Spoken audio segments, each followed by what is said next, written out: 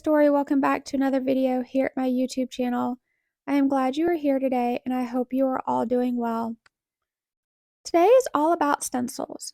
I'm going to show you several creative techniques that you can use with your stencils to really get the most out of them. We're going to do a little bit of watercoloring, we're going to do a little bit of stamping, some embossing, we're even going to use some die cuts as well. Stencils are such a versatile tool to have in your craft supply. They are relatively cheap and you can do so many different techniques with them. I'm just going to show you some of the ones I enjoy doing. So let's jump in and get started. For this first technique, we're going to be doing some background stamping and then we're going to stencil over the background stamp. The best way to do this when you're choosing your stamp and your stencil is to find a common element within the stamp and the stencil. So for me, I chose this background stamp from Hero Arts. I think it's called Circle Art Pattern. It's an old one. And then I chose the polka dot heart stencil from Simon Says Stamp. And I chose those because they have circular elements or a circular theme to them. So first of all, what I'm going to do is I'm going to ink up my background stamp very quickly with some Hickory Smoke Distress Oxide ink. I'm going to lay down my card mat on there, and then I just chose a piece of scratch paper, and I'm going to use my little tool, and I'm just going to put some pressure on there and get a good image. I'm going to pick that up, and I have this fun little background. I'm going to lay my stencil, I secured my stencil over the background stamp with a little bit of low tack tape. And I'm going to come in with my little tiny sponge dauber. I found that this worked best in this instance for this particular technique. And I have some spun sugar distress oxide ink. And I'm just going to fill in the little circles right here with my ink. And then I'll do this first row here, and then I think I speed it up just to kind of save some time. There's a lot going on in this video, so I didn't want to take up too much time. But on a quick note, one thing I did forget to mention while I'm doing this is, if you noticed before, I did not use my Misty to do my background stamp. Sometimes I find with big background stamps like that, it's just easier to just do it that way. So I finished the stenciling, and then I'm going to lift that up, and you can see that I have just this really fun circular background. Okay, so now I'm going to lay down the hearts that are part of this stencil, and I'm going to situate it so that the hearts are in between the circle, so it's sort of offset a little bit. The stencil is actually designed to put the hearts inside of the circles, but I wanted to do something a little bit different. So I just, set it off to the side or offset it a little bit. And then I will come in and I will tape that down so that I have it all nice and secure on my little mat here. Carefully taping that. And I'm laying down a piece of scratch paper because I don't want, we're going to do some texture paste here in a second, and I didn't want to get any of the ink down on the areas that I don't want it yet. We'll move the stencil down in a little bit, but I'm just going to do this top half first. So I'm going to use some texture paste to add a little bit of interest to the stencil.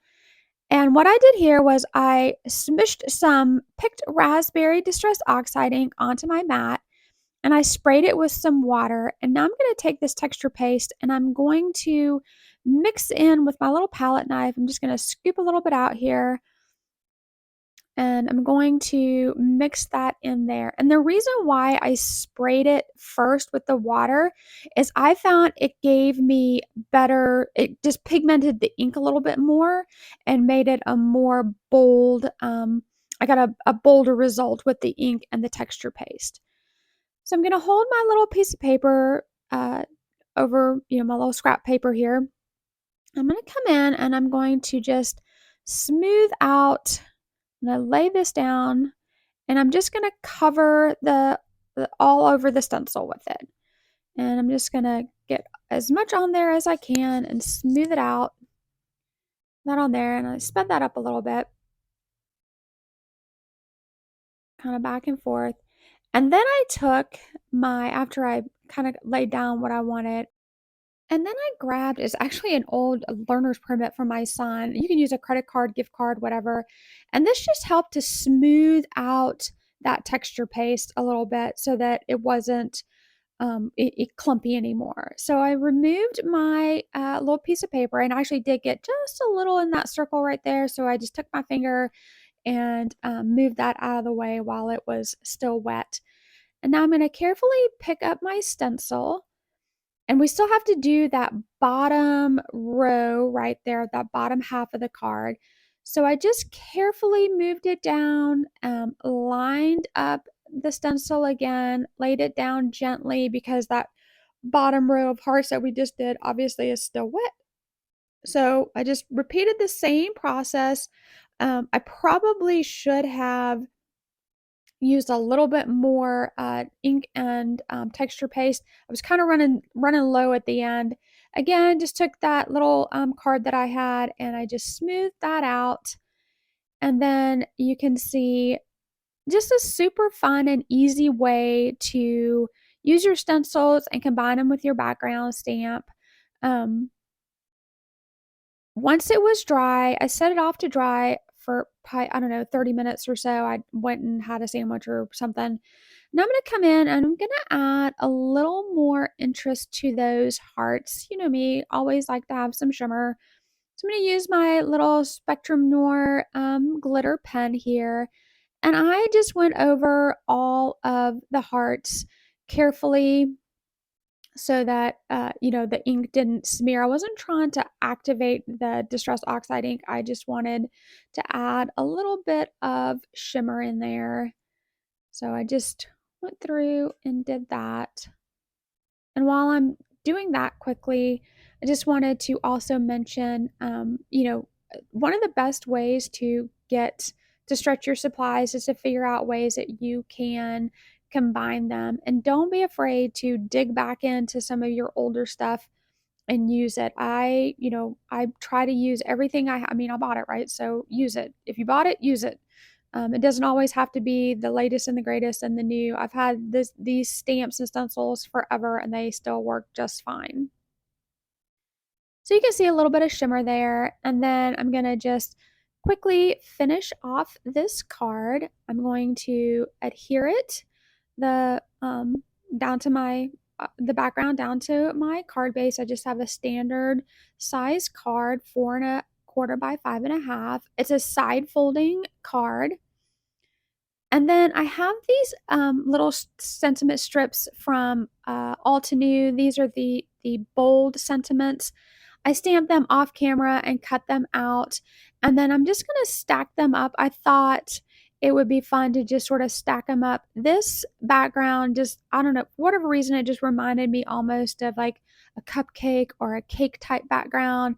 So I thought it would be fun to stack these almost like they were in a cake type style, and each one of them says something different related to sending. So this is another quick close-up look of the card, and now we're going to move on to our next card. Same technique, except this time I chose a different background. This is the zigzag background from Hero Arts, and then this stencil I believe is from My Favorite Things. And these two were chosen because they have more of a triangular element to them. This, like I said, this works best if you choose stencils and stamps that sort of have that similar feel to them. I'm going to be doing some ink blending first. And so I taped my paper down to the back of my stencil, and then I'm going to flip that over. I chose some fun yellow and orange colors this time. I have Rusty Hinge, Fossilized Amber, and Scattered Straw. Just coming in, as you've seen me do many times if you've watched any of my other videos. Just going to use my little dome foam applicator here, and I'm just going to lay down some color gently when you ink blend over stencils, you do want to make sure that you're, moving sort of gently, especially on a delicate stencil like this, because unless you're adhering it down, I don't like to use pixie spray, and so it can move. So you just want to make sure that you're taking your time with that. I came in next with some fossilized amber, and then I just sped this up a little bit so that I didn't, once again, I don't want to keep you guys here all day. So fossilized amber and then some scattered straw down on the bottom, and then blended it again. And I just kind of went back and forth and over it until I got it to where I was happy with that. And then little finish there, super easy. And then peeled off the stencil, and we're going to come back to our background stamp. We're going to, once again, I'm going to stamp this again with the hickory smoke ink. And then I'm going to lay down my background the uh, onto the stamp carefully. And then for whatever reason, I couldn't find my scratch piece of paper, so the big one, so I just grabbed this little one, and I just went over it with my little tool. And I did this, I ink blended first and then stamped this time, just to show you you can do it either way. So now you can see you just have this fun little bit of interest to your background, the background stamp, and then the ink blend with the stencil. Off camera, I die cut a flower from Spellbinders. I cut 3 or 4 layers, and I just stacked it up and made this cute little flower with it. And then I went over the edges of the flower in the center with some of the same ink that I used on the background. This is going to come together super quick again. I'm just going to lay down the background onto our standard size card base. Put that on there. And then I wasn't sure if I was just going to lay the flower down or if I wanted to have a little bit of white between, and I decided it needed a little bit of white between the flower and the background. Chose a simple sentiment from Hero Arts. Just going to lay this down on my Misty and kind of figure out where I want it to go. And then once I knew where the sentiment was going to go and the flower, move the flower out of the way, and then I will just stamp up the sentiment with the same hickory smoke. I stamped it a couple of times just to make a good impression on there. And then I realized that I had to take the flower and the stem apart because they were too bulky together. So I kind of just peeled that apart really quickly, laid down the stem first, and then attached the flower above it just slightly. To finish off this card, I added a little bit more dark ink to the center of the flower, and then I added this cute little gemstone and put that in there, and that was it. My advice also is to make sure that if you have a, a background that has a lot of stuff going on in it, then make sure that you make the rest of the card fairly simple so that you don't take away from the background. Okay, so let's move on to another technique. And this technique is a lot of fun because this gives you 2 for the price of 1. So I'm going to start out with 2 pieces of paper cut the same size. These are slightly smaller than a 4 1/4 by 5 1/2 inch card. So this stencil is from Hero Arts. I believe it came in the April or March card kit that I got recently. And you're also going to need your die cutting machine for this, but I'll show you that part in just a minute. So the first thing we're going to do is I'm going to take my Lucky Clover Distress Oxide ink here, and I'm going to cover this first panel with it. Get it all nice and inky. Don't be afraid to use the ink in your Distress Oxide ink pads. There's plenty of ink in there. Don't fret. Don't worry, especially if it's relatively new like this one is for me. Now I'm going to take some water on a brush here, and I'm just going to wet the panel really quick. And I chose to use the brush instead of spraying it because I really wanted to be able to kind of control the amount of water that I was putting on there. So I'm just going to quickly lay down some water all over this panel. And I'm going to set the water aside, and now I'm going to come in with my die cutting machine, and we're going to do some embossing. And you've seen me emboss with stencils before. This time though, I'm going to take my panel and I'm going to lay it face down on top of the stencil. And we're going to emboss it that way. And what will happen is as we roll this through the machine with our embossing plate, the ink, that wet ink that is on that paper, is going to get pushed down through the stencil onto the other piece of paper. And I ran this through my machine several times, probably about 4 or 5 times. I think here I just show it once. Just follow whatever the directions are for your particular machine.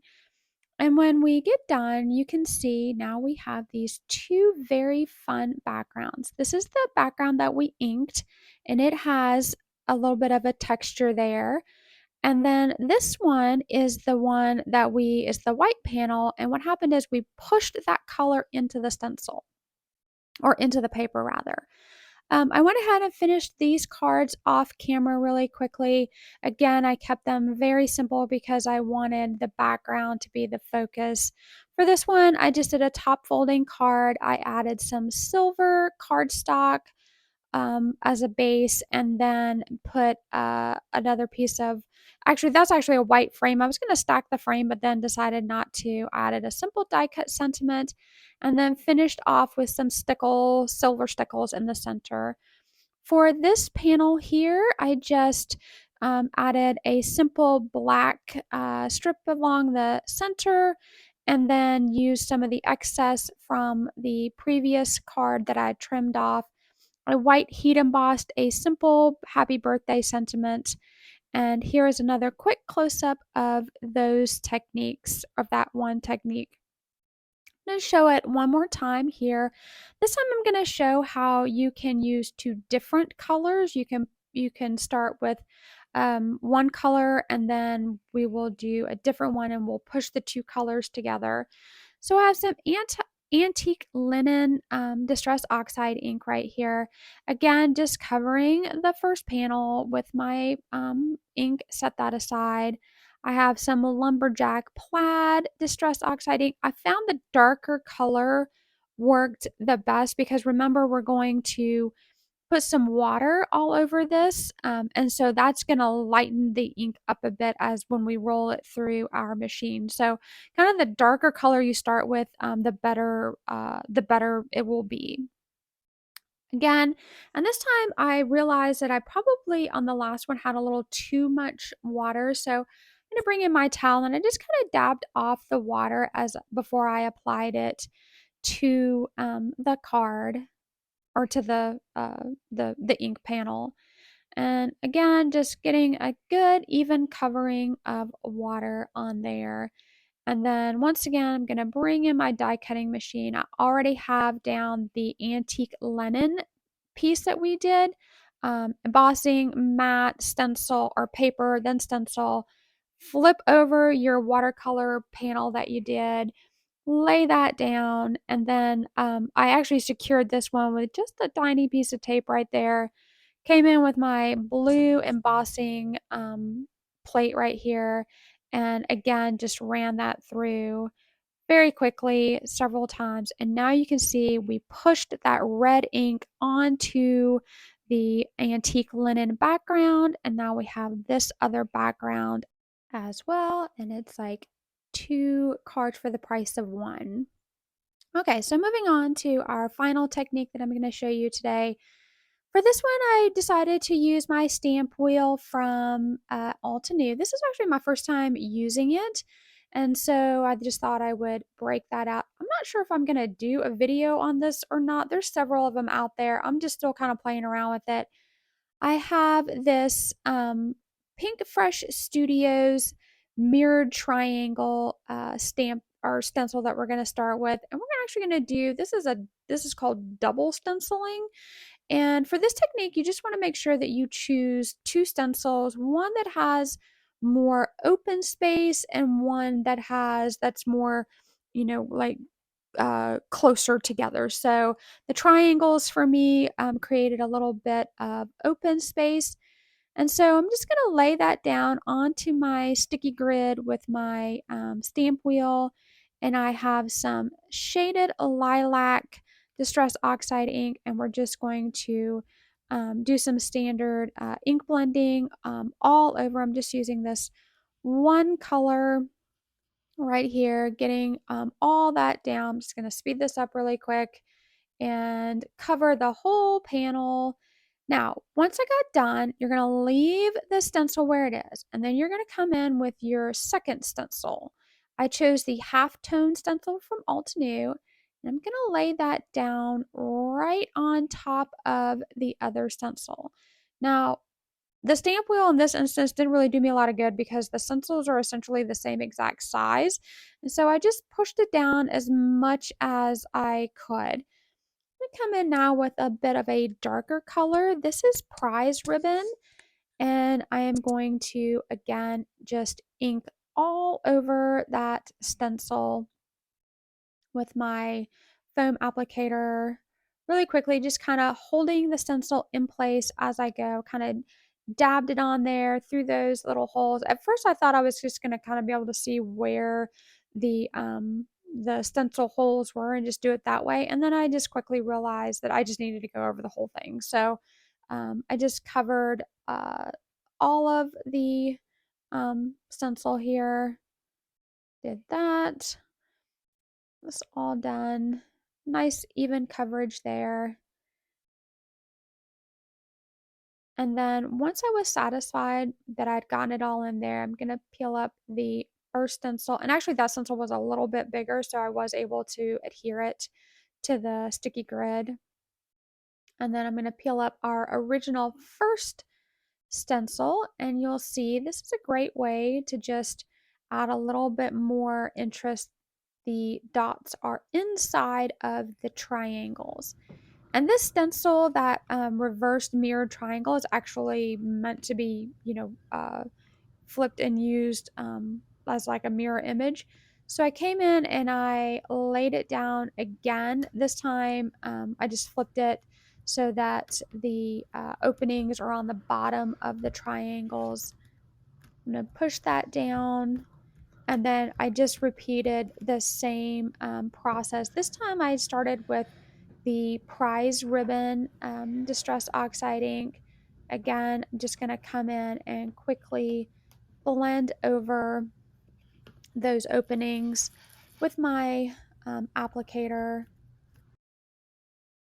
all over.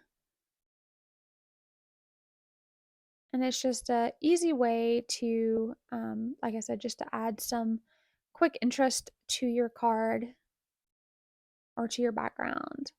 So got that all inked up. Again, leaving the stencil where it is. I'm going to come in, and this time I'm going to start with the smaller circles up at the top and the bigger ones at the bottom. So I laid that over, secured the stencil down onto my mat, and then I needed a darker color to go over the already dark color that I had. So I chose Villainous Potion, still staying in that same blue and purple color theme. And again, just went over the entire stencil with the ink applicator. Speed that up, got that all nice and inked. And like I said, the stamp wheel did hold the stencils, or the sticky mat did hold the stencil in place pretty well. So I was pleased with that. I'm gonna peel up the first stencil, get that off out of the way, and then peeled up the original one that we had laid down. And you can see now we have these fun now squares because we put the two triangles together. And lift that off very carefully. Super easy, and I will just trim off that excess white piece that I had a little bit later. So I wanted to do that technique again, but then I realized that I didn't have, believe it or not, I don't have a whole lot of stencils. They're a part of my collection I need to grow a little bit. But always remember that you can take die cuts or dies and make them into stencils. So I chose these two cover plate dies that I had, and I cut them out, one being a little more open. And I'm going to lay down this first one onto my piece of paper, and I'm just going to add some, I taped it down, and this time I'm going to use some Altenew fresh dye inks. I'm going to start with Pool, and then we'll add some Olive and some Navy, just as we did before on the last technique. This one I couldn't use the stamp wheel because the frame was just too skinny. I couldn't get it to stick down, so I just put it on my mat and taped it. So I'm going to come in with the Pool ink, and I think I used this towel just to keep my fingers from getting super inky or the paper from getting messed up. And I kind of took my time. You'll see me speed up the video here in just a second, but in real life, I really did sort of take my time because if you use a die as a stencil, the paper can be kind of delicate and it will move. And so you do want to, in real time, you do kind of want to take your time and make sure that you're able to hold that paper in place. I wasn't looking to get a super full inky background on there, so I just kind of laid down a soft background. And then I'm coming in just like I did before with my other stencil, made stencil that I did with the die, laid that down right on top, and then I'm going to secure it again with some tape this way. Don't be afraid to, like I said, don't be afraid to use what you have, right? So I knew that I wanted to show this technique again, so I tried to be a little more creative about, well, what if I didn't have stencils? Well, do I have something else I can use? Well, sure, I have these dies here, so they kind of look like they go together, um, and it seems to work out okay. Now I'm going to come in with my Olave, and yes, it is Olave and not olive. Um, ink from Altenew, and I just sort of adjusted my panel and my tape a little bit. Again, coming in gently over the top of the second stencil, and I just laid down the color all over. I did olive or olive along the top panel, and then kind of sped that up a little bit. And then I came in with the navy, and I added some navy along the bottom, all over the bottom half of the stencil. And then I blended a little bit more of the olive along the middle there, and just kind of got a good coverage that I was happy with. Okay, so now we will take up our little modified stencils here. Take up that first one, and now we'll fill up the original one. And you can see we have a fun technique or a fun little background that looks like it was stenciled, and it was, but we started with die cuts. So these three panels right here, I am not making into cards today. I'm going to save these for something that I want to do in our next video that I'm going to share with you. It'll help me save some time on content creation. So stay tuned for those next week. But here is a quick reminder and another close-up of the ones that we did make into cards today. Thank you so much for being here today. I hope this inspires you to use your stencils creatively. They are a very versatile and fun product to use. Happy crafting, and I will see you again next time. Bye-bye.